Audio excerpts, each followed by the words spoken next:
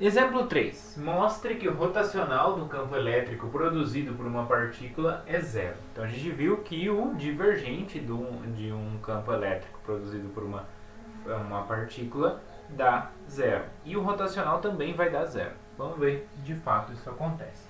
Então o rotacional, né, do campo E em um ponto x, y, z, ele vai ser o determinante. Bom, então vamos colocar aqui a última linha, que é a que tem mais componentes, né?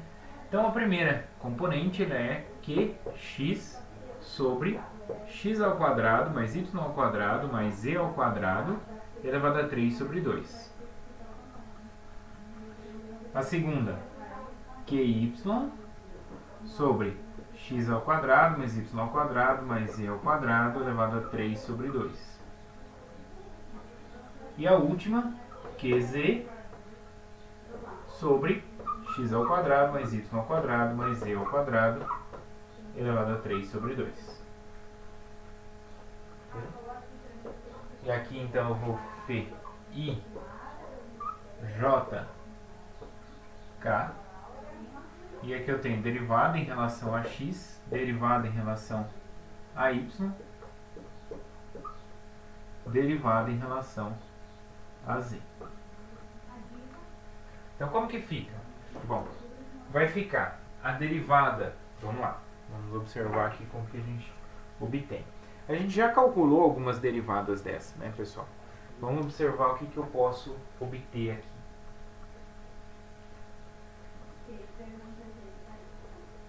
Então olha só, então a primeira linha aqui, ó, primeira linha, então eu vou derivar essa expressão aqui com relação a y, né?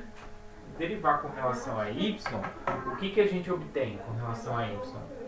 Se eu tenho essa expressão, eu derivo com relação a y, então vai ficar, eu posso reescrever essa expressão como qz x ao quadrado mais y ao quadrado mais z ao quadrado elevado a menos 3 sobre 2. Né? Quando eu derivo isso com relação a uma variável que não seja z, então eu vou considerar essa parte como constante. Então o que eu vou obter vai ser qz derivada dessa expressão. Então vai cair o menos 3 sobre 2, vai ficar x ao quadrado mais y ao quadrado mais z ao quadrado menos 1, né? Então vai ficar menos 5 sobre 2, vezes a derivada que está lá dentro em relação à variável. No caso aqui y, né? Então vai ficar 2y. Esse 2 vai cancelar com esse 2. Então o que a gente vai obter vai ser menos 3qyz, então menos 3qyz sobre x ao quadrado mais y ao quadrado mais z ao quadrado elevado a 5 sobre 2. Então essa expressão aqui vezes i mais, vamos lá, próxima linha aqui do determinante. Vamos fazer isso aqui, ó. Então eu vou derivar com relação a z essa expressão. Então o que vai aparecer, pessoal? É a mesma coisa, né? No lugar, olha só, no lugar de z vai ser x e no lugar de y vai ser z.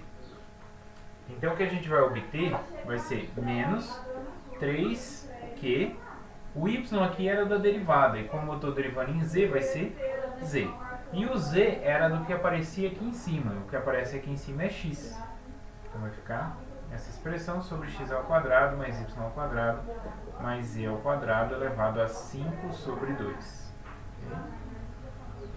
Isso vezes j. Depois disso a gente tem a terceira diagonal. Terceira diagonal, eu vou derivar essa expressão aqui com relação a x. Então na primeira aqui, ó, onde tinha z vai ser y e onde tinha x, y vai ser x. Então vai ficar menos 3q xy sobre x ao quadrado mais y ao quadrado mais z ao quadrado elevado a 5 sobre 2. K, vetor K. Agora a diagonal secundária. A diagonal secundária, a gente vai ter aqui essa linha primeiro. Então eu vou derivar essa expressão com relação a x, né? Então vai ficar negativo também, mas vai ter um menos da expressão. Então mais 3q y e x. Então x, y sobre x ao quadrado mais y ao quadrado mais z ao quadrado elevado a 5 sobre 2. Isso vezes k. Mais. Agora aqui, segunda linha, né? Com relação a j. Com relação a j, a gente vai derivar então essa expressão aqui com relação a x e vou multiplicar por j. Então isso vai dar menos 3q x, z e sobre aquela expressão.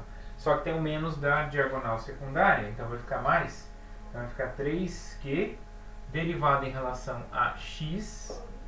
A função tem um z, né? Então dividido por x ao quadrado mais y ao quadrado mais z ao quadrado elevado a 5 sobre 2. Vezes j.